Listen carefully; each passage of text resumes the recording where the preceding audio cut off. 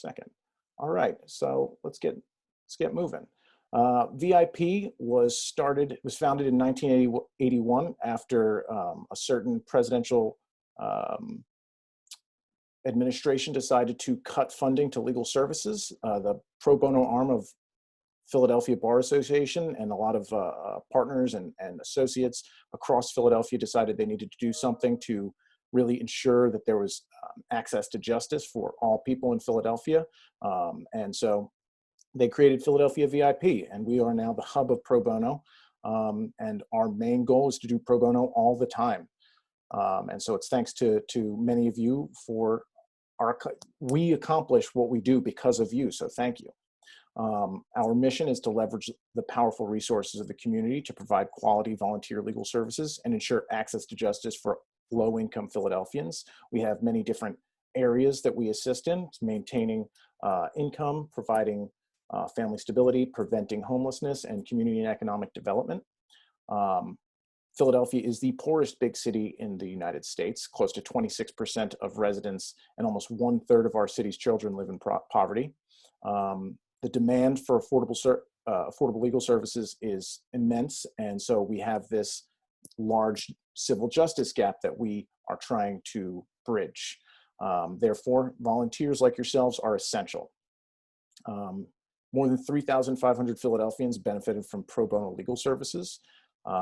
Last year, we had, for the first time, more than 1,000 cases referred. It was a tremendous effort by all of you. So kudos, thank you.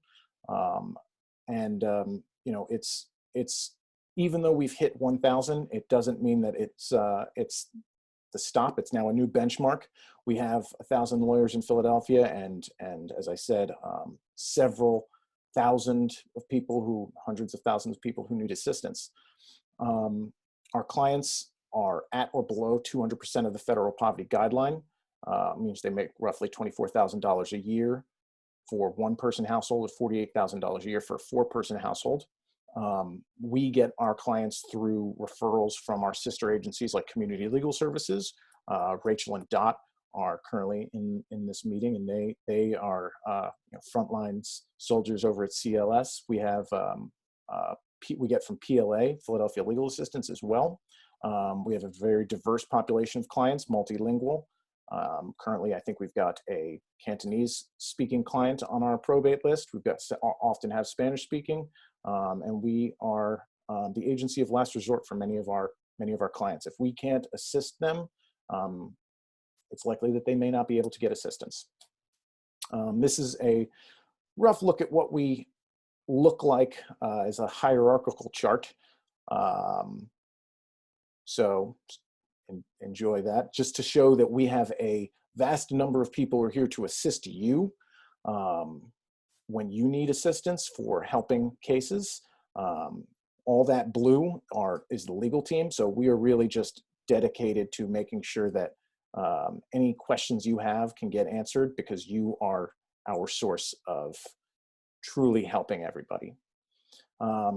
More precisely, what we are here for is Tangled Title in Philadelphia. Roughly 14,000 properties in Philadelphia are owned by a dead person, according to a 2007 study. Heirs live in and take care of the property, but by nature of not having title, they have a number of barriers that they are met with, because they need to get grants, they need to get repairs, they need to get onto real estate tax delinquency plans. So Philadelphia has, until recently, been a homeowner city. In 2017, it was the first time that the city renters overtook homeowners. Over a third of the homeowners are around and below the $35,000 income level, which means that they are more than likely to be qualified for VIP assistance. The overwhelming cost of probate filing fees, an average of $450, has inhibited these families from probating the estates of their loved ones, therefore exacerbating these title issues. And VIP volunteers like yourselves bring access to the legal needs for grant programs, so homeowners are able to obtain title for free or at a very affordable cost because of those grants. such as the Tangled Title Fund, which we'll get to later. What we're going to discuss right now is the VIP case file. So what we work up the case, we're going to gather this information and pass it off to you, and you would review, assess, and collect this information. The case summary and the family tree, that's the stuff that really grabs you. Here we have a family, that's what you express interest in. So we have a family. Sarah grew up in her house. Her grandparents had owned it. She had assisted with them. Her grandfather died. She had assisted with her grandmother after her grandfather died. She was her caretaker, and then her grandmother died. Grandmother was receiving medical assistance. Sarah had a mother who was a child of these two homeowners. Sarah's mother predeceased both grandmother and grandfather, and the grandparents, the record owners, had two other children, one of whom is somewhere in the West Coast, and the other is local and very much involved in the family. There are issues, as I mentioned, like tax delinquency, where you need to enter into a payment plan, and then you have to make a good faith effort to get on title. Now, the question for Sarah is, how is she going to make that good faith effort, and what are we going to do to assist? Furthermore, because the grandmother was receiving medical assistance at the time of her death, Sarah's going to need to look into whether or not she can get an undue hardship waiver with the Department of Human Services. And so there are a lot of things that she needs to do, and it's probably very overwhelming for Sarah. This is a rough look at the family tree. As you can see, there are a number of players that we will need to assist and get letters of renunciation, have them sign the deed, and that's really a lot of the corralling that needs to happen. Brian, do you want to take over on the deed? Sure, Mike. Can you hear me? Yes, sir. All right, so what do you need to know about the deed? I mean, the first thing to look at up top is how you got to the owner of record. In our case, I guess that the record owners would be Harold and his wife, correct? There are grantees on the deed. Now, this deed is not yes, it is. I'm sorry. So you can see up top that Sarah's grandparents are the grantees of this deed. And excuse me, Mike, I can't quite see this slide. How do they own the property? They own the property as tenants by the entirety. So I should have mentioned tenants that by the entireties, which is the default for a married couple in Pennsylvania.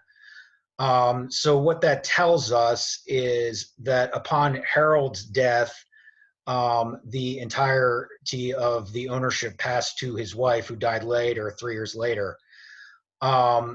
And so that's what the recorder of deeds is going to show. It's going to show both of them as still the owners. Harold's ownership is somewhat easily dealt with the death certificate. But upon his death, the ownership would vest outright in his spouse. So she would be the first layer of what you would have to address via the Register of Wills and a probate scenario. So again, the things to look for in this deed specifically are who are the owners of record, how those owners of record own the property, and then at the end of the process, you're going to use this deed. You're going to use the legal description as well as all of the covenants that are in the deed, and follow them as closely as you can to ultimately create a new deed once you've gotten to that point to get ownership to the VIP client. And it's important to try to track the language of the deed as much as you can and take a do no harm type of philosophy into it, because you want to at least get your client, if you are able, as good of a title as the last family member or other person who had good title on the property. Mike, do you have anything else on the deed? Myself. No, that's spot on. That's it's exactly it. There's I love to use these deeds. When I'm writing a deed for a client, I typically go two back just to make sure that the legal description doesn't have any mistakes that in that one itself you tend not to find anything, but on occasion you'll see something a little wonky, which warrants a little more exploration or at least a correction in the current deed. So this is just this is the legal description that Brian was discussing. We'll also have the OPA, the Office of Property Assessment Information. This is going to come into play when you are doing transfer taxes. It has just a wealth of information on these pages. It shows you the value of the estate. It'll show you a brief transaction history, the sale history, gives zoning information, the OPA account number. I go to this website very often, but it comes in the VIP case file. Philadelphia Department of Revenue's real estate tax information is wonderful to have as well. Many of our clients do not suffer from, do not have delinquent real estate taxes. However, sometimes you'll find that they do, and this is a website to determine whether or not they have delinquent real estate taxes, and if they do, whether or not they're in an agreement for those delinquent real estate taxes. We tried our best to get all of our clients into an owner-occupied payment agreement or some sort of agreement with the city to manage those taxes. And it's traditionally it's been a barrier until about 20, and please someone correct me, but 2017 or 2014, excuse me, when we got the owner-occupied payment agreements, thanks to Kat Martin at CLS, and now it's that an UPA applicant needs to make a good faith effort within, I think it's 3 years to getting title if they are not currently on title. So you can still enter into a tax agreement if you're not on title, but it's got to take good steps. And fortunately, VIP, CLS, PLA, we're all assisting our clients in taking some good steps. You'll also receive title report. Brian, do you want to discuss title reports at all? Sure, Mike. Yeah, I can do that. So your title report is going to be a lengthy document for the most part, and it's going to show all of the items that could be a mark on title for the client. I mean, oftentimes when someone has come to VIP with a tangled title issue, very much the number one priority is staying in the home and trying to get that person as close to good title as we can with the home. So they're often, willing to accept items that are a mark on title that might make it difficult for the client to, later on sell the home or have some other issues along those lines. However, it's important that you, as the volunteer, do look through these things because, there are some items that fall in a title report that may really create some issues for the client down the road. So you just want to look through it carefully, be aware of any marks against title that jump out at you, and just make sure the client is aware of whatever those may be before you move forward after reviewing the title report. Yeah, so that in that packet that I emailed out earlier, there is a title report overview that you can all look at. But Brian said it's important that we look over the title report. Often, a lot of our clients are receiving title from someone who has owned the home for a long period of time. So we'll generally not see any issues with like chain of ownership. More often, we're going to see things that have to do with judgments, municipal liens, in rem, maybe mostly in personam, and it's just figuring out whether or not this is something that the client wants to handle personally, or if this is something they want to take on as they want to take ownership at risk and go through with an at-risk distribution. So I'm always happy to review title reports. I do that. I do it all the time, and it's one of the all lawyers are broken inside, right? And that's one of the things that's broken that I enjoy doing. It's a way to nerd out. So I'm happy to review it with you. Mike, I'll just add, because I don't want to create unnecessary concern about the title reports that are received in these situations. I don't think I've ever had a matter from VIP in which, upon review of the title report, the client has not decided to go forward with attempting to untangle the title. Thank you, Brian. Thank you for clearing that up. Here's another slide on the case summary and family tree. This is to re-review information. You know, we've discussed the deed. Harold and Grace own. Harold died by matter of law, by operation of law. Grace became the sole owner. Grace died. The title report will likely show that the, you know, it may show, I don't know if title reports often show DHS liens. I don't think they normally do, but it may. Title report may show that there are delinquent real estate taxes, as Sarah has entered into a real estate tax delinquency plan. And those may be the few things that, those generally are the large things that our clients are seeking to overcome. This is just a brief information on it, a brief infographic on intestacy law, and this block of words really kind of drills down on what we've already discussed, that Grace and Harold's children receive the legal interest in the property as intestate shares. Max and Rita are still alive. They each have 1/3 share. Rose predeceased her mother, and therefore, one moment. And then therefore one of the, her interest went to her issue, not to her spouse. And so, yeah, that's really, those are the people at play. It's going to be Max, the brother, Rita, the sister, and then Sarah, the client, and her brother, Anthony. We have a question from Meg. When there's an old mortgage on the property, what's the standard advice? Still worth getting a title, especially if the client's house is in good condition, the mortgage is less than the market value of the house.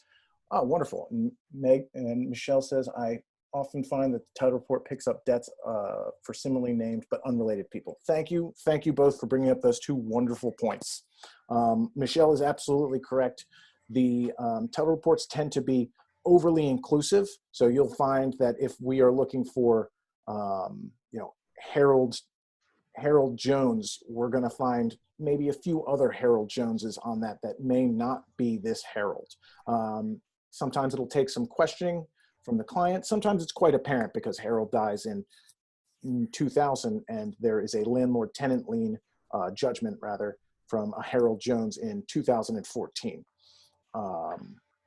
So it takes a little getting used to figure out, but generally it's overly inclusive, but you'll be able to make that determination. And if you speak with me, if you have any questions. And to Meg, to your question, if there's an old mortgage on the property, that's a really interesting. So we tend to, we'll get to, I don't actually think I added the Philodocs information, which shows not just the chain of title, but all recorded documents on that property. We'll tend to work up the case and see what open mortgages there are. And we'll ask the client, if there's an open mortgage, have they been making those payments?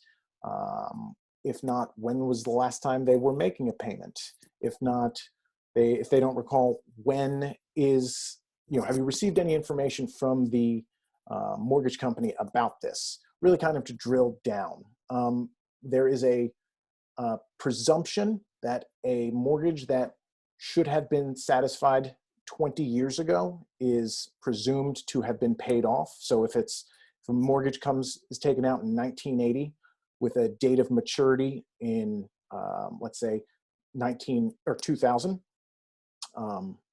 that this year it would be presumed to have been paid off, even if it hadn't. Now, that makes it insurable title.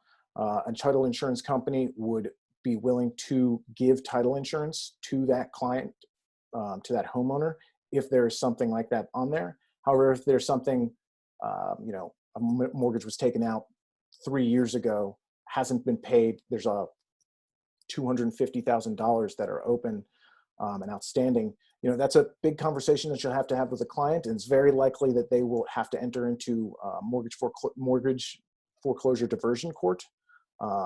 It's and that really gets into going to a housing counselor and having the client figure out their income and what is feasible to make payments.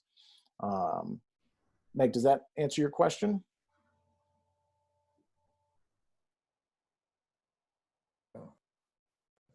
Yeah. Hi, Mike. I think it generally answered the question. I was typing on Meg's computer. Sorry. I think I guess in the situation where you have sort of 20 years, sometimes the mortgages get like bought and sold between companies. Does that presumption apply to like the last assignment of the mortgage, or? It should. I mean, there's no reason why the mortgage itself, if the note is being transferred around, that's still and it's still recorded, it should still be a presumption that should be made. Now, of course, if it depends on whether or not well, I guess it doesn't really depend. There's no depending. It's rather, if the mortgage was to be satisfied on a specific date, and there's no recording that says, it's been refinanced and they've changed it, then there should be no reason that the mortgage should have a new date of satisfaction, and therefore change that date of that presumption date. Mike? Okay, and if in a situation where like many years go by and the mortgage company isn't sending bills anymore, but maybe that date hasn't passed, like is the advice to deal with it directly, or sort of wait and see if it ever comes to pass, or are there tough judgment calls you have to let the client decide? I think it's tough judgment calls that you'll have to talk to the client about. But Brian, did you have something to add? Yeah, Mike, I did just want to throw in here. There's a period of time. It's not all mortgage companies and banks, but there are some where they were not recording satisfactions as like a matter of course. I'm not sure what led to this, but the practice became they would send the satisfaction to the borrower, in which case it would inevitably end up in a file cabinet somewhere. And therefore you'd have the situation where you had the mortgage was a 30 years starting in 1982, and it wouldn't have the satisfaction filed on the other end. My experience has been that if you run into one of those scenarios where that is the at least a possibility, that it's worth, if you are able to try to track down the successor to the lender, and see if they should have a record of that satisfaction, and you can often fix the record. I mean, whether that is necessary in light of what you were discussing with the presumption of good title, or a presumption of satisfaction if it's not on the record, I don't know. But I think, and correct me if I'm wrong, my recollection is that title companies will ensure in those scenarios where the satisfaction is not on record, but the satisfaction date is passed, it remains an exception to title. Is that correct? I think so, yes. Okay. I mean, so that's just, I mean, it's certainly, this is a little, I think we're into like AP course territory here. But it is sometimes possible to go and track down the satisfaction for yourself. And it's worth being aware of this period of practice where satisfactions were just not being recorded. I couldn't tell you off the top of my head when exactly that was, but that I've run into that a number of times. And if a client has some level of fear or reluctance to move forward with that, we can, as you said, discuss it with them. We can send them to a housing counselor, and there is, as Brian said, we can, if you don't feel comfortable tracking down a mortgage company, or maybe there's you've learned that it could been a conflict or something like that, and you're unable to do that, we can do so. There are opportunities that we can discuss and consider opening a case in our office to quiet title on that mortgage, at least starting with negotiation. So there are means to assist the client if they are fearful. Okay.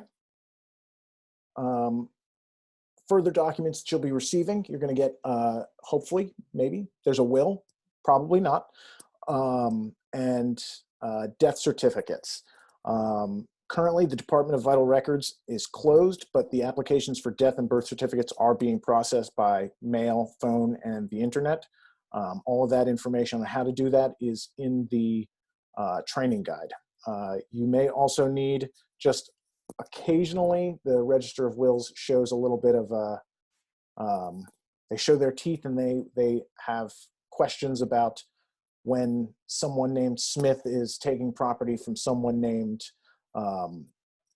DeVoe, and therefore they say, how is Smith somehow related to DeVoe? And so you might have to show marriage certificates or birth certificates to do a to connect the dots for them. It's not often, but sometimes they do it. I think Bob has experienced that once before. Let's see. Yes, I did, Mike, and it worked out very well. We went and got the that was City Hall. We were able to get the marriage license immediately and walk right back to the registrar's office within a half hour. That doesn't always happen, of course. No. Sometimes bureaucracy works out in your favor. Right. So these are the barriers to title. As we've discussed, delinquent real estate taxes and water issues. These will likely arise on the title report.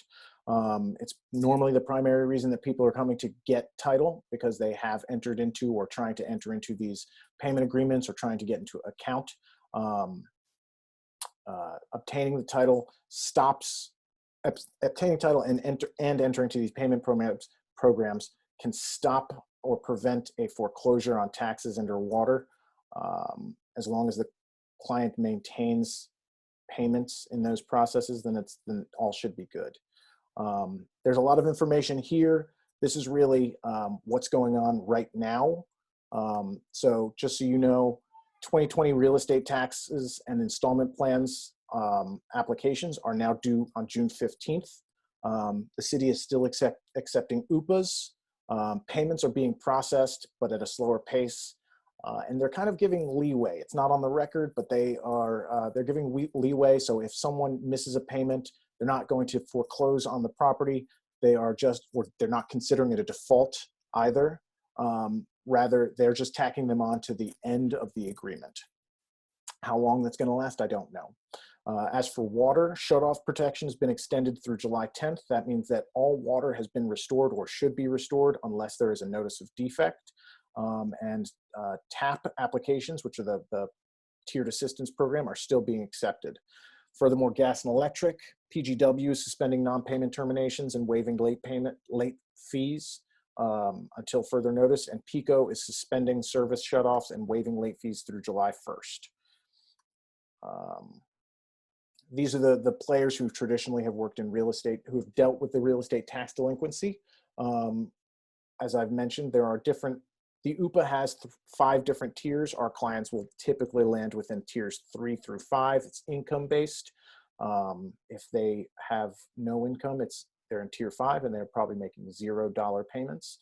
And if they have a income that puts them in tier 3, they may make $125 payments. If you learn that your client has delinquent real estate taxes but has not entered into a plan, feel free to reach out to me and we can figure out what to do. Again, similar information for what I just said on water. Brian, do you want to talk about DHS and estate recovery at all? Sure, Mike. So for DHS recovery, I think the important thing as far as we're concerned is, first of all, you have to determine whether DHS has a lien against property of the decedent. If the decedent was receiving medical assistance or Medicaid during their lifetime and was age 55 or older, then the Department of Human Services may assert a lien against the property. And in our case, it may be the real estate of which we're trying to get title for the client. And so what you do as a matter of course, following probate, is you send a letter to the third-party recovery unit at DHS, and you request, you provide certain information, the decedent's name, social security number, you may provide a copy of a death certificate, and they have 45 days to respond, and if they do not respond, the claim is deemed waived absolutely. So that's pretty substantial. Excuse me, and if you send it in writing via certified mail, then you have proof of delivery, of good evidence that that 45-day clock is running. Of note, DHS is, I see here that county assessment offices are closed, but they will respond to these waiver request letters via fax is what they're doing a lot these days. But if not, I guess they're still sending them through the mail, but they are responding to these 45-day letters.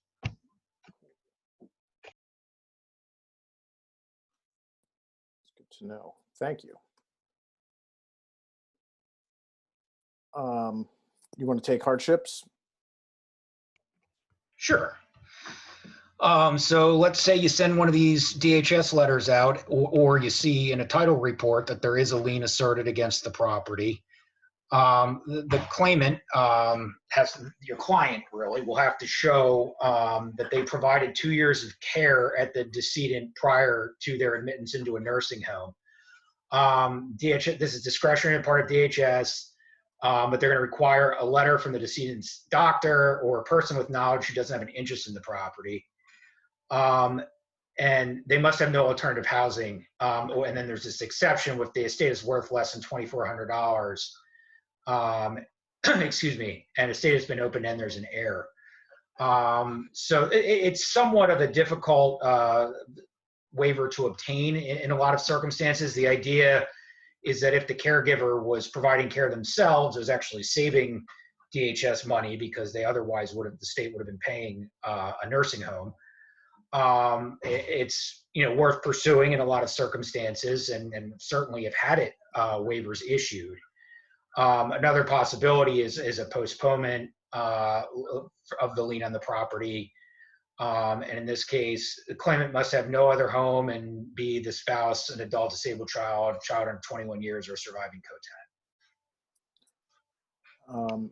I find that so fortunately DHS is, as one of the larger hurdles that DHS has had is having claimants receive a letter from the doctor. And so where it was traditionally that a doctor would have to sign a letter attesting to all of this information, it is now they are allowing for a person with knowledge, which has really opened up the possibility of actually getting that, because chasing down a doctor from X many years ago is not always that easy. Furthermore, the other difficult thing is generally trying to get proof of residence, but most of the time, people will have it, but it's, when we work up the case, we ask the client if they believe that the decedent was receiving medical assistance. Most people generally have a very good idea, and if they were receiving medical assistance, we will typically ask if they were getting care, ask if they were acting as a caregiver, and then if they have proof of the residence for those periods of time. So it's our goal to always have that prepared for you. However, nobody's perfect. Any questions in the meantime? Oh, I see more questions. Hold on, chats. How long has, okay, I see. How long has that been the case that it can be just a person with knowledge? I received that information from DHS in September of this year. It was nothing about the doctor letter was written in statute. It was adopted as a regulation, and so they decided to informally adopt this as a new regulation. Tax and mortgage foreclosure update. There is a moratorium on new mortgage foreclosures through July 10th. All federally backed mortgages, the Fannies of the world, are Fannies and Freddies are, if they're they can enter into a payment plan, and in that payment plan they won't incur late fees and they will suspend foreclosures. The diversion program conferences that were scheduled had scheduled before the pandemic have been suspended and will be rescheduled. They're currently not scheduling anything right now. There's talk about when it will start up. Maybe it's in September. There's questions of where it will start up, maybe at the convention center. I don't know if Bob Lukens is here, but he is the wealth of information for that. We are not currently filing tax foreclosures, or the city is not currently filing tax foreclosure cases, and sheriff sales are indefinitely suspended until the courts reopen. To the extent that they need to be reopened for the sheriff sales to move forward, I'm not entirely sure. But there's a brief pause on all of this. But that doesn't mean to me that if there is a mortgage foreclosure or mortgage issue, that if you have a client, you're still able to move forward with those and talk to lenders or services counsel. I think that it's probably a good opportunity to do that. Housing counseling agencies are still open. They're still taking intake through phone. So if there is an issue that needs to be resolved for mortgages or taxes, we are always happy to send you the information for Save Your Home Philly hotline to get a client in touch with a housing counselor. Tangled Title Fund. Many of you know what the TTF is. It's a grant program funded by the city, administered by VIP, specifically for tangled title cases. And there is a committee of people who whose goal is to approve every single applicant that comes in. The TTF covers costs for probate filing fees, transfer taxes, inheritance tax principals. If there are interest and penalties, we try and ask the volunteer to get those waived. We have a contact in the training manual that includes that says who to speak with to try and get those waived. Additional costs are water and real estate tax principals. And if there is a true need for advertising or publication, the TTF will disperse for that. We don't normally advise on advertising or publication. We discuss with our clients at-risk distribution, and more or less we'll figure out whether or not it's advisable to move forward that way. However, there are times that it's necessary to do advertising, and we'll get to that in a little bit. But the TTF is it's a monthly committee meeting. The applications are due on the first Monday of the month, and the meeting is on the second Monday of the month. You are able to apply online on our website. VIP's website has a TTF tab, so you can go there. It'll have all of the information that's necessary. We're thinking about trying to change the application process so it's entirely online, but we'll get to that later. It's currently, the TTF is accepting electronic signatures, where before the pages of the application needed to be printed and signed by the client. Our applicants are able to e-sign, and attorneys are able to sign on the behalf of the client. There is an additional page that needs to be signed that just the client pretty much saying that you told the client what's going on with TTF application, that they are okay with you signing. Because title reports are being, because the city is closed and the TAP system, which has a lot of information on municipal liens, is not available, title reports are not entirely, they don't show the entire picture. And so TTF is accepting cursory title reports if you're unable to get all of that information. And that includes like a brief search of the municipal court dockets, Court of Common Pleas dockets, the PhilaDocs page, and many of the other things. However, if you're all taking probate cases with TTF or with VIP, you're going to receive title reports anyway. This is really for some of the people who might not be getting a free VIP title report. But the TTF is still operational. The end of the fiscal year is June 30th and June 31st. And we are having 2 TTF meetings this month to disperse as much money as possible. So please do apply. We won't be able to disperse money for funds that can't be used immediately, but if there is an immediate need, the TTF will disperse right then and there. But they'll still approve everything, and the money that is in the pot right now will still be used later on. All right, now to the meat and potatoes of this whole thing. Brian, you want to take on? Oh, well, we got one question. Hold on one moment. Do you know if there's a way to pay inheritance taxes at the Register of Wills during shutdown? There is not right now. I'll get to that in a little bit, but ultimately, it's based on whether or not the county Register of Wills are open, and they are not currently. They have a little convoluted rules going on, but as far as I know, inheritance taxes are not going to be not being accepted at the Register of Wills right now. When, I don't know. I'm in constant contact with them to try and figure out what their deal is. Mike, Brian? I would just add that the Department of Revenue has issued some guidance that for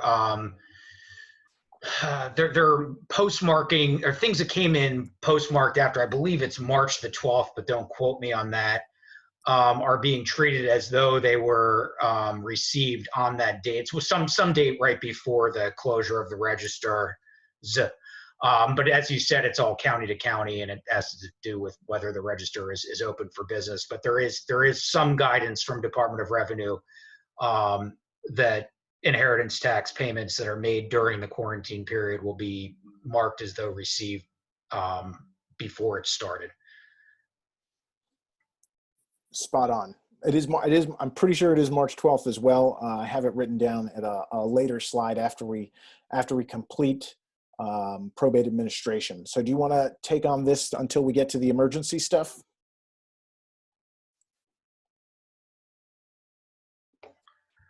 Sorry. Yeah, so this slide goes on the steps to becoming a personal representative. And the first question is whether you're pursuing for the client to become an executor or an administrator, which the question turns to whether there's a will, in which case the client would be petitioning for letters testamentary to become an executor of the will, or if there's no will, then the client would be petitioning for letters of administration to become an administrator. And there's a series of offices that are somewhere in between those two that occur if there is a will, but the named executor has died and there's no replacement, or someone has been appointed as executor or administrator and has died while serving. But that's somewhat nuanced and probably beyond the scope. But it's all the same process.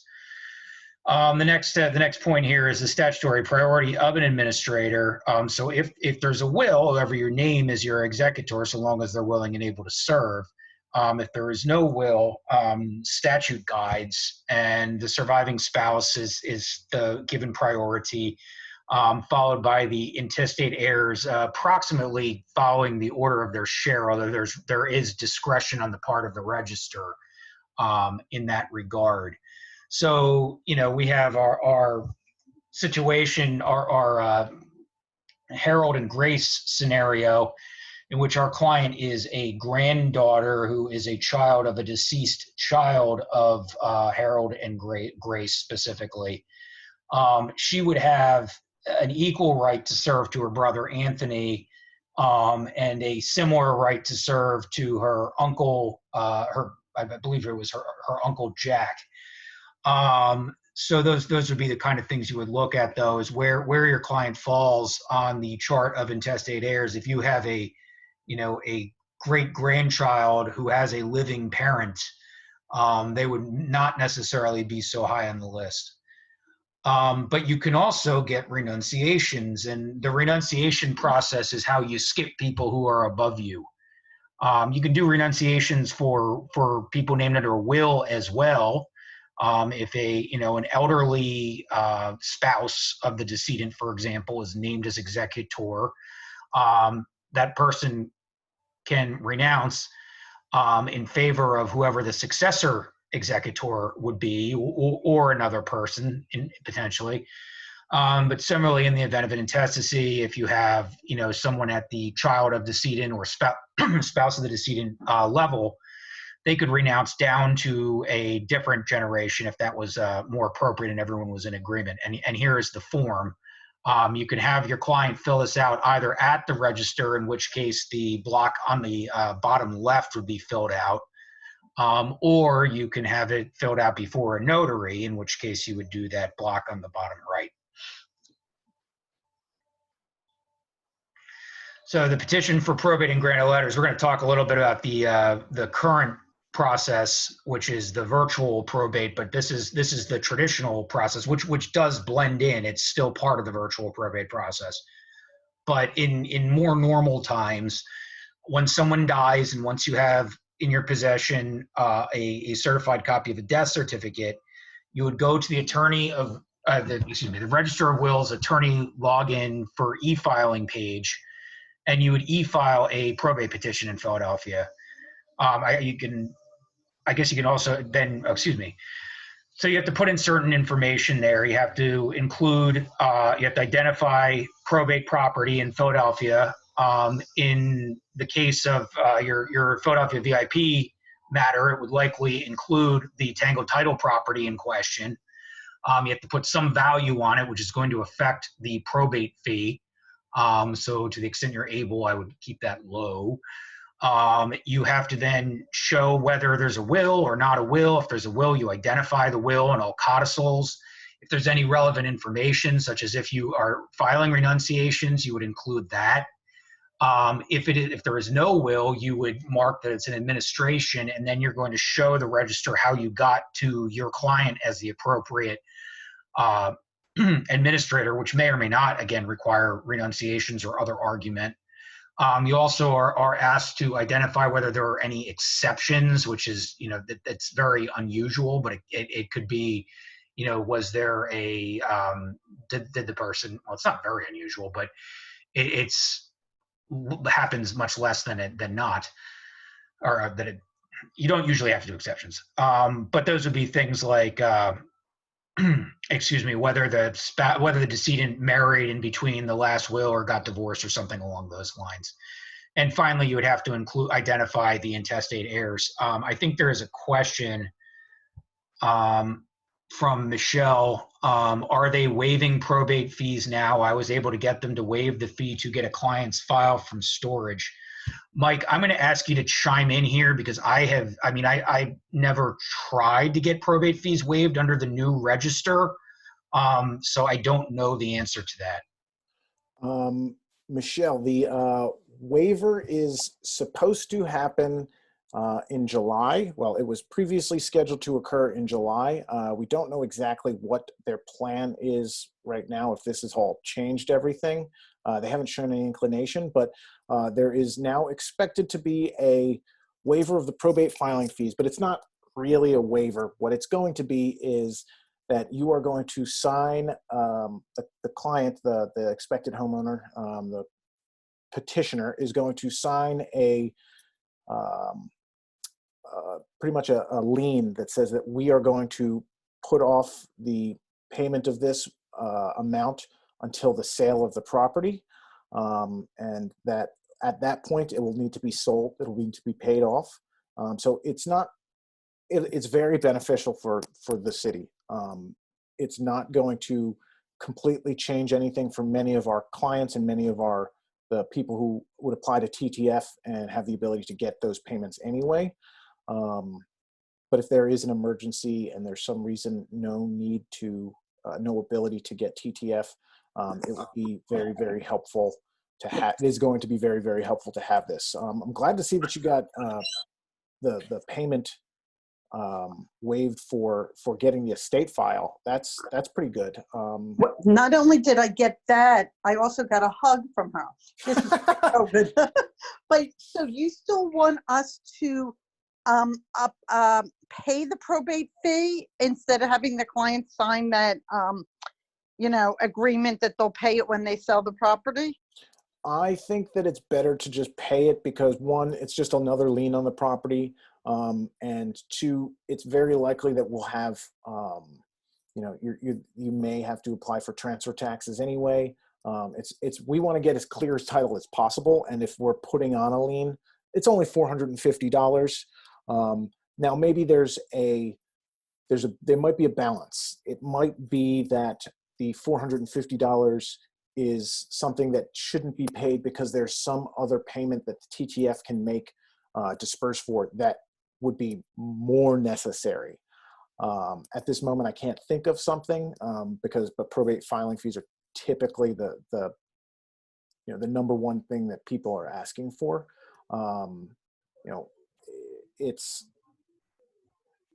I see very little reason to not use the TTF to pay off that fee. But if you can find something, if you can find a reason why, by all means, as long as we're getting the client title and it's the best title possible, I'm happy.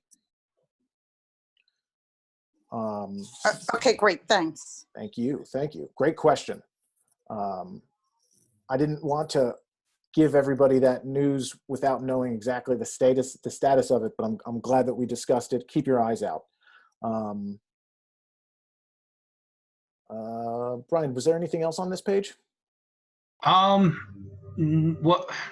Okay, yeah, I guess we only went through the petition. I mean, so after you file the petition, you'll get a notice that it has been accepted, at which point within 2 weeks, you have to go into the Register of Wills in person, bring the fee for probate, subject to that, what was just discussed.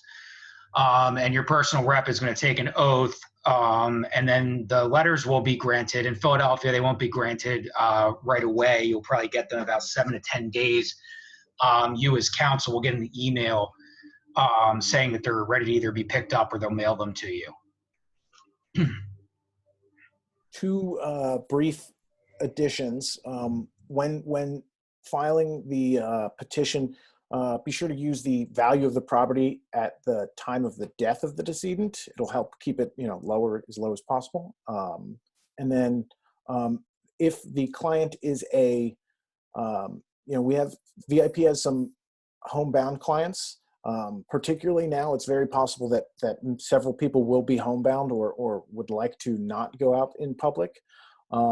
You can get a mobile oath.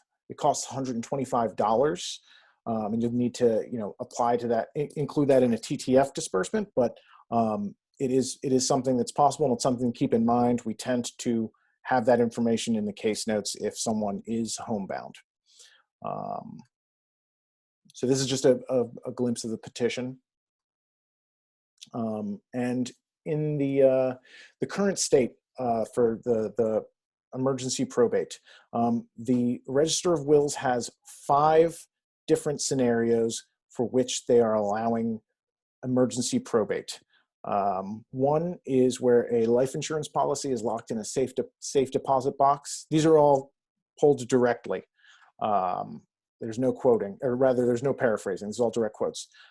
Safe deposit box, and no one has access or authority to access the box, and the funeral home or cemetery needs to be paid. Apartment entry, the ability to gain access to the residence for the retrieval of insurance, will, investment, personal documents, etc. The deceased person's business will suffer immediate harm unless an administrator is appointed to run the business. A lawsuit must be filed or answered within time limits or be barred from the statute of limitations, and estates that include stock investment assets. Now,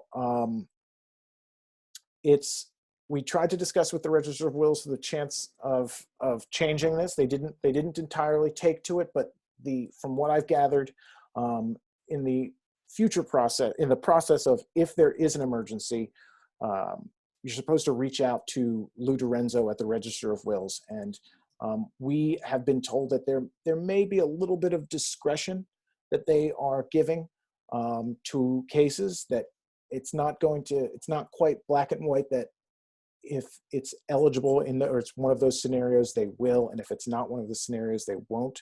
open the estate, but you have to request approval for emergency probate with Lou DiRenzo. His email, all of this information is included in those two flyers that I had attached on the emergency. From Dot, Rachel and I are currently having a case where we have emergency probate granted. Wonderful. I'm glad we have we have some volunteers in here who are probably about to start that soon as well. I'm sure that they would love to chat about what the process looks like. But you'll be sending an email to Lou DiRenzo, an amended VIP case summary to explain the situation. And as I said, as the prior guidelines are explicit, there seems to be some level of discretion. If we have determined, typically, I will generally look over things and make a determination if I think it's considered an emergency or not. But if you think that there is an emergency that arises, please do move ahead with it.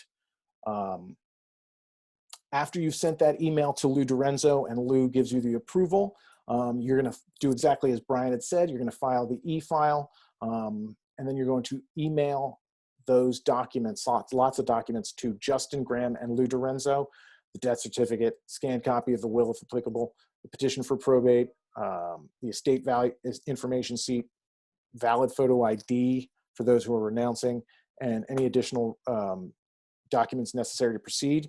This point of the valid photo ID for those who are renouncing gives me a little bit of pause, and I am interested in what Dot and Rachel have to say, if there's any, if they're requiring that for anybody who's renouncing, like as if they're going to the Register of Wills, or everybody who's renouncing in general.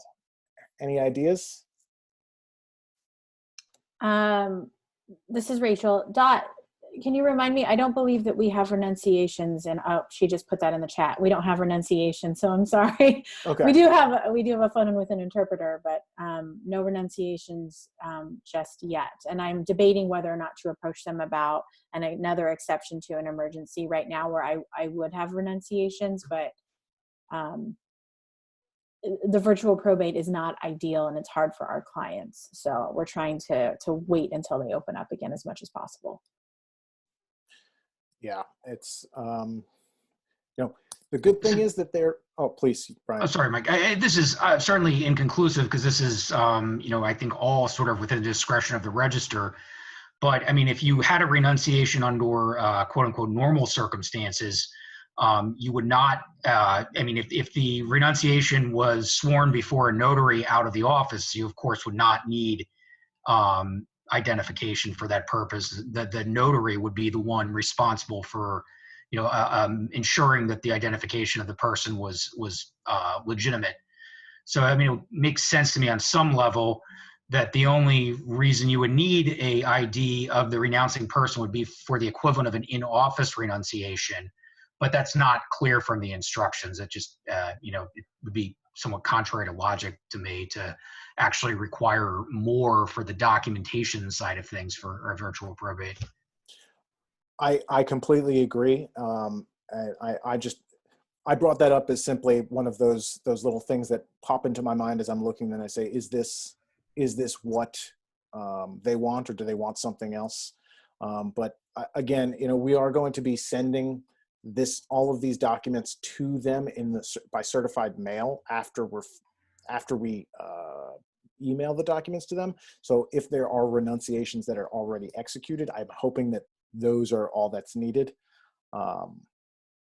Which, as continuing on, after the acceptance and review of these documents, the clerk's going to set up an appointment online to administer the oath. You'll mail those documents through certified mail, and you're going to include a self-addressed stamped envelope, and they will send that back to you as soon as they are issued. They are working with a limited staff right now, so the amount of time it takes is still a question of mine as well, but they're responsive and willing to assist. So I know that much. Brian, you want to take on accounting, or any questions on the emergency probate right now? Cool. So you ready for accounting, Mike? Yes, sir. All right. So, typically, if you are doing an entire estate administration, what you would do at the end of the estate administration is you would try to obtain a discharge of liability for your personal representative. And what that would look like generally is you would do one of two things. You would either provide this accounting document to all the parties in interest to the estate, which would be the people with a beneficial interest and possibly creditors. And you would ask them to sign off on this accounting, which would show all of the assets, all of the debts, and all transactions of the estate administration. The formal version of obtaining a discharge of liability is to actually petition the orphans court for an adjudication of your accounting. And the accounting would probably look very similar, but the difference would be that you would have court involvement as opposed to seeking people to sign off on this. I would say that it is not particularly common for VIP probate volunteers to either prepare accountings or to file them. Is that fair, Mike? Yes, sir. It is much less common unless there is a reason that we find it's necessary. But that's I haven't encountered a case yet. Yeah, I mean, but if you did have to do it, and the reason that you might do it is if you ran into some contention with a beneficiary or something along those lines, or a creditor issue. But if you, for whatever reason, were in a position where you had to do a formal accounting in one of these matters, what you would need to do is you would need to do a legal advertising. And in fact, you'd have to do that a substantial period of time ahead of the time of the filing of accounting. As Mike noted previously, and as it says on the slide here, you typically would not opt to do legal advertising in a VIP probate case. I mean, it has a cost. In Philadelphia County, it's going to run you $400 to $500, maybe, and a little bit more. Excuse me. And, if you do not have to file a formal accounting, it's probably not going to be something that's going to bite your client, at least not badly. We see at-risk distribution in quotes here. I mean, there is some risk to an unknown creditor that is, I would say, well, there's a greater risk to an unknown creditor if you do not advertise. By doing legal advertising, you cut off unknown creditors from making claims in a period greater than 1 year from the decedent's, or excuse me, from the first advertising. So if you don't advertise, you don't have that cutoff of unknown creditors. So somebody could walk in who the personal rep didn't know about after they make a distribution and could say, hey, this should have been, my asset. So that would be the risk in the at-risk distribution here.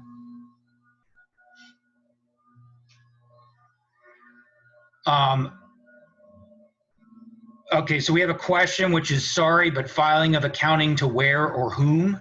So if you are in a position where you run into a situation in which you need to file an accounting to ensure this discharge of liability for your personal representative, you would file with the clerk of orphans court. For Philadelphia VIP cases, I think that would exclusively be in Philadelphia County. So you would e-file your accounting along with a court form petition for adjudication, which you can pull off of the Unified Judicial System Pennsylvania website. Additional paperwork. Notice to heirs. You're welcome. Once the probate occurs, your personal rep has an obligation under the court rules to notify the certain people. I mean, if there's a will and someone is named in the will, they're entitled to notice, as are spouses and next of kin. I guess it would be your prospective intestate heirs. But if there is a will, you still have to send those people notice, even if they don't take under the will. Rough cut, the idea is people who would be able to contest either the probate or would be able to contest your administration of the estate need to have notice after the probate occurs. And so after you send these probate notices, you also have to certify to the Register of Wills that you've done so. These are all, for all intents and purposes, they're forms. The notice is a form, it's under Rule 10.5 of the Orphans Court, and there's a form you can get online, and the certification is, I believe, 10.6, but it's not in front of me right now. The inventory, you have to, how do we search for heirs for whom we do not have addresses is a question.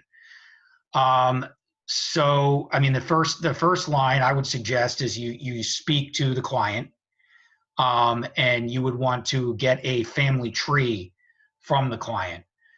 That may be the whole process.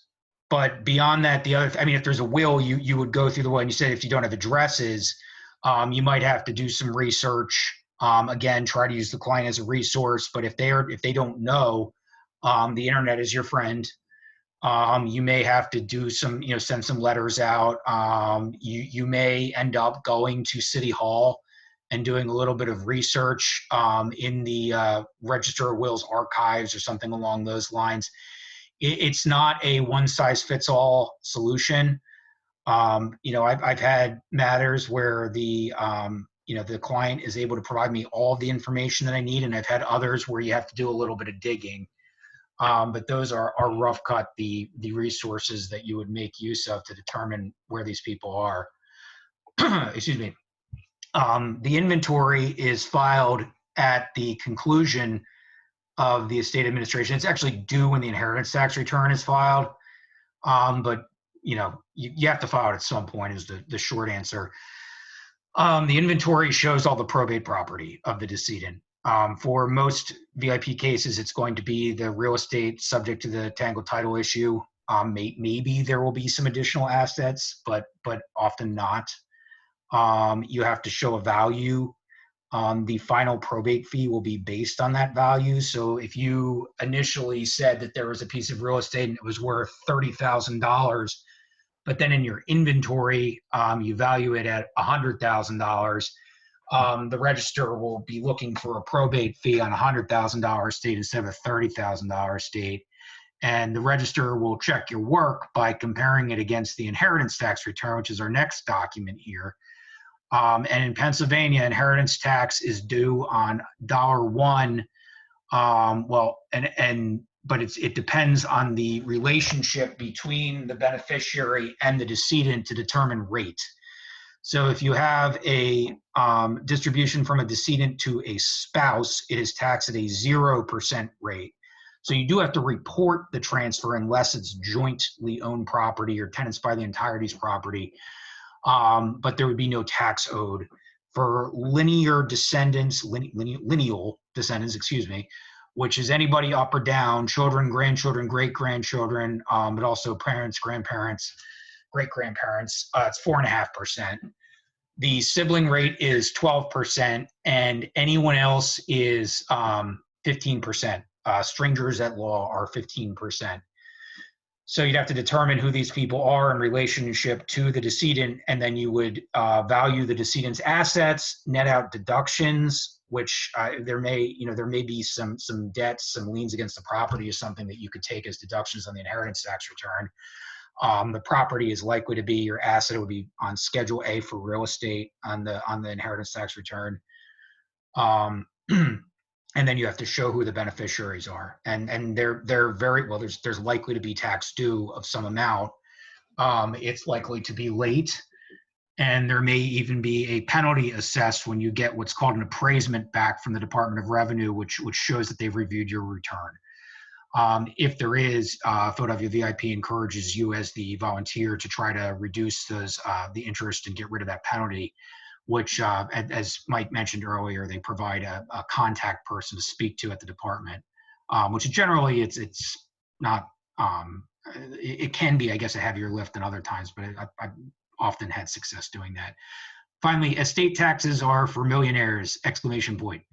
The current estate tax exemption is $11.58 million for 2020 per person. And in married couples, you double that, and there's a concept called portability by which one can use the other's unused exemption. So if you are an estate taxpayer, you don't qualify for Philadelphia VIP services under almost any circumstances. I'm sure I could come up with a scenario, but it's not something you're going to have to worry about in a tangled title case. And you file a final status report with the Register of Wills. This is when you're all done. And if you don't, the Register of Wills will send you a nasty gram every period of time saying that you have not filed your final status report. So you'll remember to do that. But once you do so, once you ultimately tell the register that the administration is complete, at that point your representation is theoretically complete, and you're going to send the client the original grant of letters, proof of advertising if you've advertised, the original accounting again if you did it, and copies of all the other documents that were filed with the Register of Wills. The slide notes the register may not be accepting final status reports at this time, but that's we'll see how that plays out in the months or weeks and months ahead. I'll give your larynx a break for a little bit, Brian. Yeah, thanks. I think I'm having some hopefully allergy issues here. I've all week long. Yeah. So as I had mentioned earlier, our goal is to get our client insurable title. Often in probate cases, it's not typical that we are going to get the client title insurance, but we do normally say it's advisable. We do advise it. What title insurance does, it insures against future claims to the property. So that title report, that commitment that you've reviewed earlier, it's going to say all of the things that the title company says is a potential lien or issue on the property. And while it won't erase that, title insurance will not erase everything, all of those, their goal is to make sure that all of them are somehow taken care of. And then once you get insurance, and they say, we will protect everything that is on this report. And if someone comes from outside the port claiming ownership, we will defend that. We always discuss it with our clients. We have a section in the manual about that. And we have, a letter that we're happy to send you if you're looking to afterwards put it in writing. But often it's not something that we find is necessary for our clients, especially in probate where they're receiving the property from a very close relative. If we're talking quiet title, it's much more advisable. Preparing the deed. So we are going to get the deed. We have several templates ready and available. It's going to, as Brian said earlier, it's going to mimic that meets and bounds language. And if the client's the only heir and they have the letters of administration, poof, they get to sign it themselves. But when there are more transferees, more grantors, then it may take a little bit longer. Usually, in the olden days of February 2020, it would, we would have the ability to have people come into the office and sign the deeds themselves with a notary on staff. Joe, who was here, who was here earlier, is our awesome staff notary. Currently, we don't have notary available. We'll reevaluate it when social distancing guidelines have been lifted. But there are many ways for people to get things notarized in normal circumstances. For example, TD Bank has free notaries for all people, not just their own clients. But you get that deed executed and you really have done a lot of, the goal has been accomplished. We've gotten client title. In addition to getting that deed executed, we're going to have to fill out transfer tax forms. This may become a thing of the past as we move towards filing, which is going to take a little bit, but transfer tax forms are based on the value of the property and the people, the interest that's being conveyed to the client based on who is conveying that interest. If it's entirely intestate, maybe there are other transferees who have some legal interest that aren't an exempt share. So if you are receiving interest from your direct parent and that's it, and you're the only grantor, then it's going to be a transfer tax exempt deed. But if you are getting it from an aunt or an uncle, if as Max, I think it was, and Rita in our case, if they are transferring their interest, that interest, their 1/3 interest each, is going to be taxable. But Anthony's interest will not be taxable because it's a sibling. So you'll have to fill out that sheet. If there are transfer taxes, you'll have to apply to TTF to get those transfer taxes. I will keep you posted on what happens when we move towards e-filing. As I said, transfer tax calculations, it's based on whose interest is being given up to whom, and then whether or not they're exempt. And then the tax rates for the city of Philadelphia is 3.278%, and the Commonwealth of Pennsylvania is 1%. It doesn't seem like much. Sometimes it adds up. It's often, we will do our best to try and work up the case and determine how much transfer tax is going to be used, because sometimes if there's a probate and it's a very large family and not all of the relationships are exempt, then that will quickly add up on properties that are grossly being valued high due to waves of people moving into the area. So we're trying our best to figure out whether or not somebody's transfer tax is going to exceed the $4,000 disbursement amount for TTF. If that's so, we will normally advise the client that they may need to save X amount of money, because we always want them to, this might be an example where probate filing fees might be deferred. They might get that waiver, that lien, and then instead get $4,000 here. But it's really, that's a conversation for the client. For recording, we get to record all of our deeds for free. Thanks, Commissioner Leonard. Batman reference. In normal times, we would take the deed, the transfer tax forms, the transfer tax, the payment, and a notarized attorney affidavit to the city of Philadelphia, and we would sit there and wait for about 45 minutes while somebody looks it over and tells us it's correct or incorrect. While we're in the weirds, we are moving towards e-filing. It is going to be easier. I think and maybe Dot can correct me, I don't think that we're going to need the transfer tax forms. Dot, any news on that? Do we actually have to fill out the forms? Dot says, tangled. Oh, okay, so we have been submitting transfer tax forms. Okie dokie. But otherwise, it's what about attorney affidavits? It's a new world for us as we move forward, and so I'm always interested in learning what the non-Luddites are doing. No attorney affidavits, but haven't been doing that for CLS. So I don't know if we're going to necessarily need it in the future for e-recordings, but there will still be times that we are going to need to go into the Department of Records to get things recorded if, for example, the transfer taxes exceed $4,000, which would be the amount that the TTF would pay, just based on some procedural and logistical issues with paying. So keep that in mind, but we are moving towards a new era. And Brian is going to, I think, briefly discuss 3546 just to talk about what it is, but we haven't really seen many of these cases in a long time. But Brian, I think you're handling one right now. Yeah, this is the first year that I can actually speak intelligently about these darn things.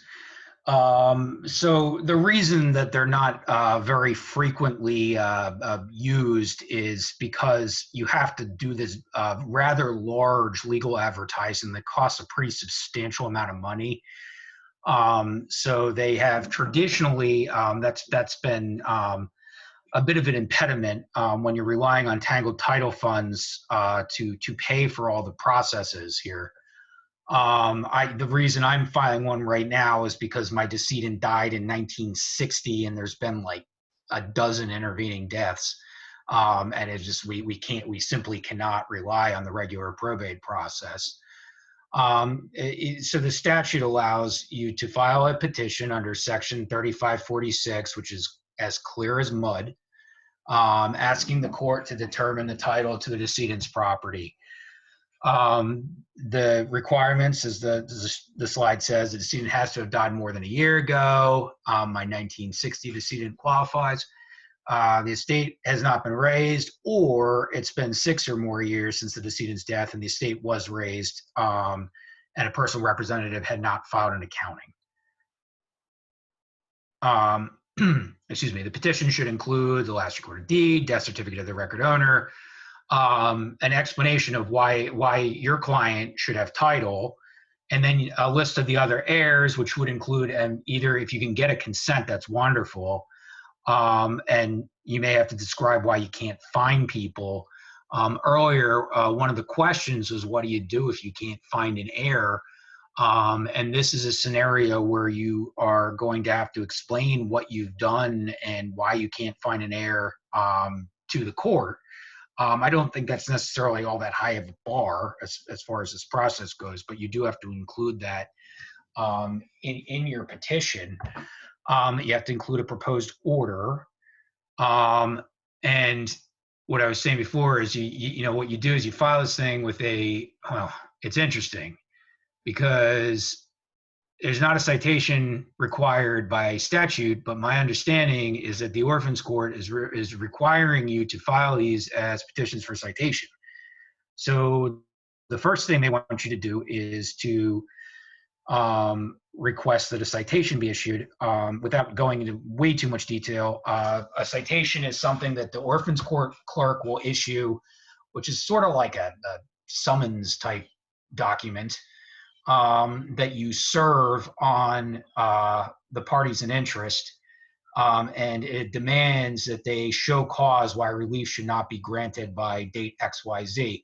What's a little confusing to me why we would need the citation is that we also are required to do this lengthy legal advertising still, which has to include all this information. But you know, you do what you have to do. So where the status of mine was that we had a hearing scheduled for April 3rd, which of course didn't happen. But there are several steps that go into it. And then, you know, you have to, yeah. Mike, anything to add there? No, sir. I mean, you are the 3546 expert right now, and it's Oh no. it's just yeah, it's not something that we typically we will generally make the determination in the office if we find that a case is going to be a 3546 case. It takes a lot of working up and a lot of research on our side to say we are unable to move forward. Even at worst, we'll try and have a we'll try and ask for the volunteer to do a petition for citation to show cause if we have an inability to get all of the heirs to sign renunciations. But if we can locate them, that would be that's preferable. But you know, when we have someone we have a case that's similar to Brian's, where it's I think 29 heirs, and the person died in 78. And all of their names are Mike Jones. Yeah, exactly. And so it is a lot of work to put into working up. And then it seems that Orphans Court is confused about the statute right now. Well, I think they're cautious, and we just got a question from Rachel, which is whether the Orphans Court is not inclined to grant these. And I think it's probably fair to say that the court would much prefer not to have to address these type of petitions, because it is the kind of thing where there's a pretty substantial penchant for abuse. You know, you're taking this very rigid process of probate that is very formalized, and it basically, you just have to jump through hoops, and so long as you're able to jump through all the hoops, everything kind of rough cut works out the way it's supposed to, or at least there's a procedure in place to allow anyone who has a problem with it to raise the problem. In this process, you can certainly see the scenario, which no one is reading legal publications for 3546 notices. And, you know, the citations are going to the people that you identify to the court for the most part. So it's not impossible to see a scenario where a bad actor files one of these things to the court with the court in bad faith, gets an order retitling property, and all of a sudden this person that, you know, the petitioner certainly should have known about, you know, pops up and says, this is supposed to be my house. You know, I'm the daughter of the decedent. This person's, you know, the niece twice removed. So I do think there's some reluctance in that regard to rule on these at all. But I think that's why we are doing maybe some extra procedural things, and in fact having some hearings that may be primarily in place just to make sure there's a good record. I remain optimistic that mine will get granted, but maybe next year I'll report back. And then we're going on about in this one, we're talking about who it is that would receive notice and how that notice would occur. And if you can't do those types of notice on the last page, what you would do instead.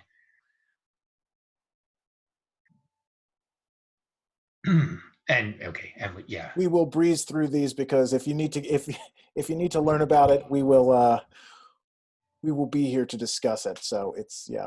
Thank you, Brian. Oh, sure. As we had discussed before, the inheritance taxes, while we're in the weirds, we've got the Department of Revenue and the Register of Wills.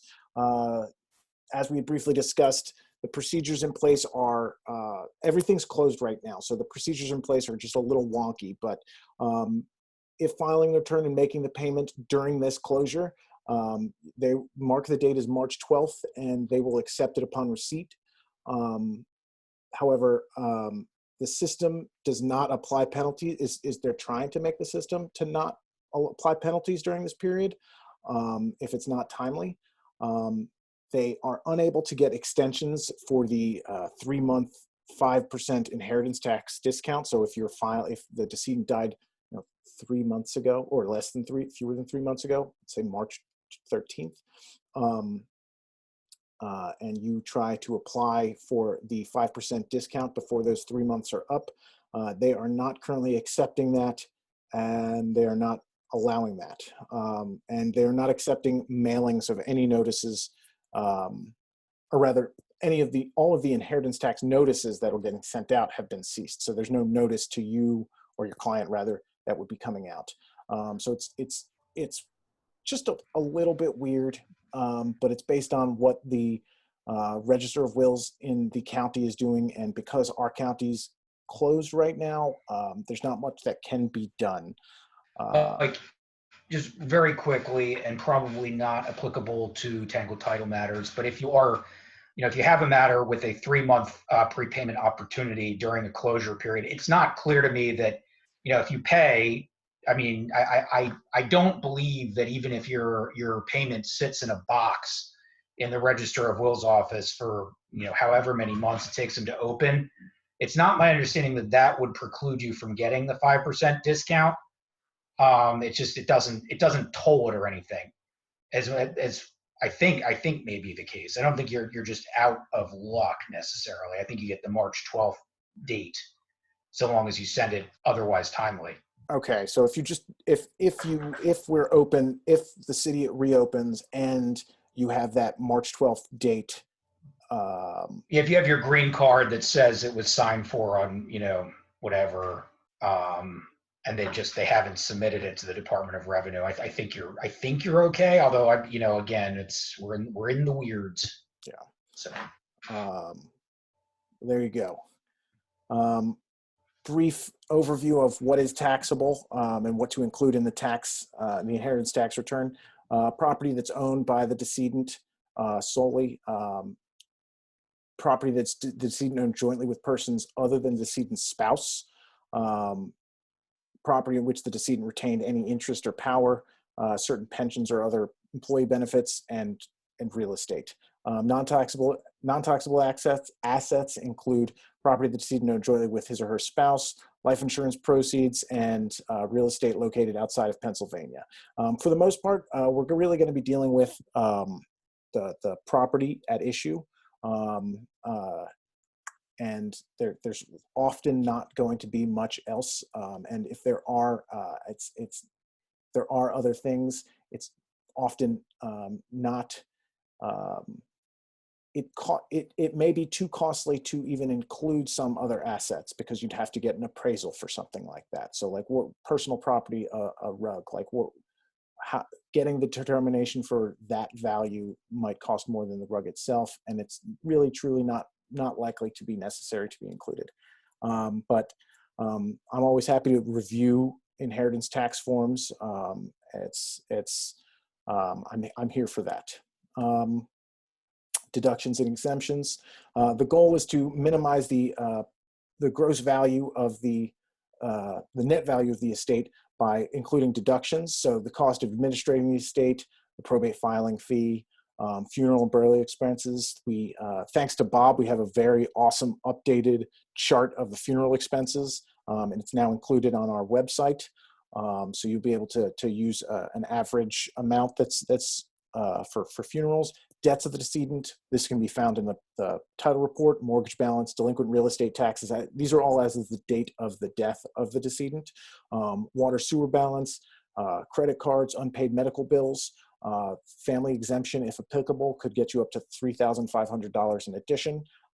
Just as a note, if there is a medical assistance claim on the property and there is a state recovery and you are able to get an undue hardship, it is my understanding from the reading of the statute that as long as the client is not paying this money back in any way, that estate recovery claim does count towards a deduction. So there is a chance that you can significantly reduce the value of the net value of the estate.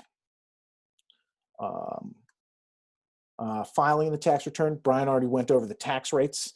0% for spouse, 4.5% for lineal descendants, 12% for siblings, and 15% for strangers. The steps you're going to file the tax return in duplicate at the Register of Wills. The notice of the return will come 68 weeks later, and then you'll begin that conversation with Terry Rhodes at the Department of Revenue to discuss waiver of any potential fees. Dot says, wait, sorry, I just want to confirm this. Can you count the estate recovery claim as a debt for the inheritance tax return? Yes, that is exactly what I said. Spot on. I've been advising volunteers to use it, and I have not encountered any issues yet. Yeah, wowee indeed. Preventing future home ownership problems. After everything's done, after the deed signed, states that the estate has been closed, the inheritance tax have been paid, which are the big things to do. We generally talk to the client and really, like, our biggest advice is for them to have a will. We want to minimize this for tangled title from happening again. If you talk to the client and they express the willingness to have a will or power of attorney or a living will, financial power of attorney, we are absolutely willing to open up a case for them, and we encourage you to assist with that case. However, if you are, if you're not comfortable or you don't have the time, we will find someone else. But it's our goal to ensure that not only we remedy tangled title, but we prevent it in the future. And I mean, that's the conclusion of the substantive portion of this. What's next is that You can take a look at our case list. We send it out every month. Many of you have already signed up for it.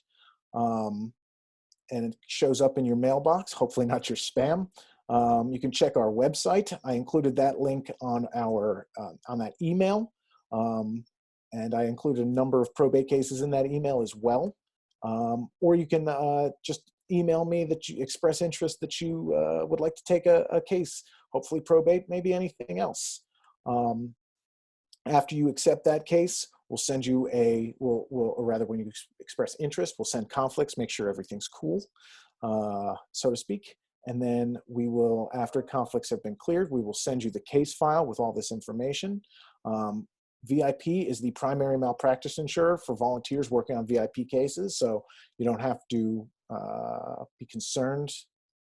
Fortunately, I don't think that anybody here is going to commit malpractice, but that it's good to know that that umbrella is there. We will send out status reports on a 6-month cadence, but often, you're already checking in with me. I'm checking in with you. We just want to make sure that the case is up to, the current time, that there's nothing. And if there's anything we can do to help, we are there to assist. That's really what the status report is. It's to let us know if there's something we can do.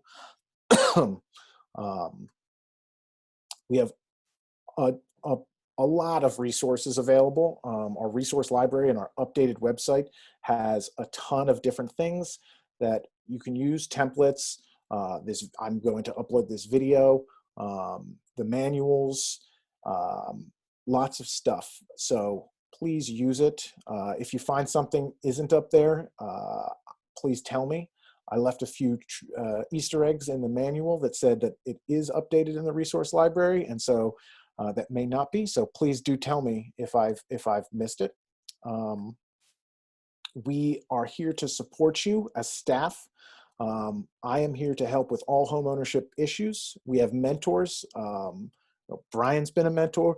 Bob's been a mentor. Michelle's been a mentor. We have a ton of mentors who are constantly volunteering, and they are willing to help with those nitty-gritty issues. We have interpreters, and we have notaries. So we are here to help. If there's a question, if there's an issue, if there's a concern, please come to us and say, Mike, I need some help. And I will do everything I can to ensure that we can get you the assistance needed, because we have a mutual goal of getting clients title to their property, or whatever the goal is. We have practice groups. We have family law practice groups. I'm happy to always go to a law firm. If you have a law firm that wants to have a practice group, we can discuss we can discuss the cases everybody has in a monthly or bi-monthly meeting. We are holding practice spotlights now, which are much more finite discussions on specific issues, roundtable discussions like inheritance tax returns, court reopenings, and I plan to soon have a DHS conversation, or practice spotlight soon. Meeting spaces we traditionally have available, but right now we don't. We're not even in our office. And although this training is not, we don't have virtual CLEs yet, we are able to offer 1 CLE credit for every 5 hours that you spend on a case that's closed, up to 3 CLE. So if you spend 15 hours on a case, there's a form you need to fill out, and we can get you 3 CLE. Now you have to complete the case. It has to be closed, but it's a wonderful incentive. 2 upcoming events: Family Law Practice Group, which I'm sure many of you care about, and Landlord-Tenant Petition to Vacate Training Clinic. But for right now, that's everything I have, and I'm here. First off, thanks to Brian. Thank you, Brian, for taking the time. This has been tremendous. I appreciate your insight, your knowledge, your know-how. If I'm going to stay here for as long as needed, if people have questions, I might not be able to answer them all, but I'll be able to take them all down and get back to you. But if you are, please do. If you haven't already taken a case, truly appreciate it. If you were to take a case, there's a high need right now, and we at VIP are here to support you. And it's pretty much the best way we can all hang out together is to assist one another with taking cases and chat in Zoom. So help us, help you, help Philadelphia. Thanks, Mike. I appreciate the opportunity to present. Thank you, Brian. Hey, Mike Jones, wait, this is Rachel. I have a quick question for you. I'm not going anywhere. I need to get a renunciation signed by somebody who is newly incarcerated. I'm never going to be able to get that thing notarized, even if we weren't during COVID times. Any chance the register is going to let me get away with a non-notarized renunciation? Rachel, I've sent mobile notary into prisons in non-COVID times without issue. But that doesn't help you right now. Sorry, but I have done that for a VIP matter in the normal era. Okay. I've also found that I thought that generally there is access to a notary inside prisons. I was told yes in one case. I forget which prison it was. It didn't work out. I got around it a different way, but I'm worried that this isn't going to move. But I didn't know if anyone had convinced anybody inside the registrar's office to. Where's the prison, Rachel? I don't even know. I'm okay, not sure. okay. I'm talking with the brother. I'll find out that information. Apparently I talked to the brother 2 weeks ago. This was not an issue, and now it is an issue. So this is all very new.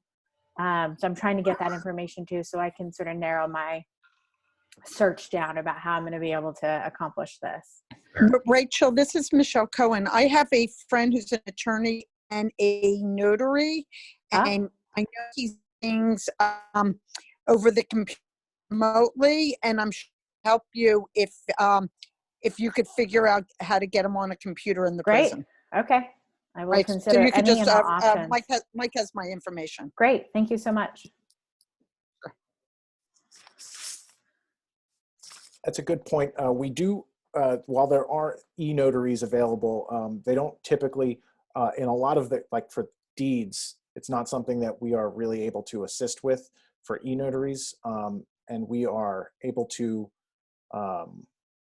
we have access to some e-notaries, but it's very limited use. But I do think renunciations count. Anyone else? Mike, I just wanted to mention, I just learned that the pro bono credits for CLE cannot be carried forward or carried over. So be careful, because all the credits I had, I lost because I had some carryovers and from before. And since the pro bonos couldn't be carried over, they knocked out my valid credits from before. Wow. So it's a little problem there with the CLE. Yeah, thank you. I'm sorry about that. I will bring that up and figure out if there's anything we can do. Yeah, I don't know. I mean, they have their rules. I mean, the same thing applies to online. Online and pro bono apparently are in the same category, and they say you can take 12 now online, but be careful, because if you have carryovers, you'll lose them. Okay.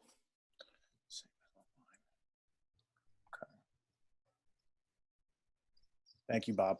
Sure. Oof. Anyone else? Questions, concerns? Seen any good movies? I'm available all the time. If you have questions, please give me an email, shoot me an email, give me a call. I appreciate all of the work that you are all doing. For the questions that I may have missed, or these questions at the end, Dot, I'll get to you. I don't know if you're on there, Bob. I'll see what I can learn about this. Seems like you've learned it all, but who knows? Maybe there's something. But thank you. Have a wonderful day. Have a wonderful weekend. And please be safe. Stay healthy. You too, Mike.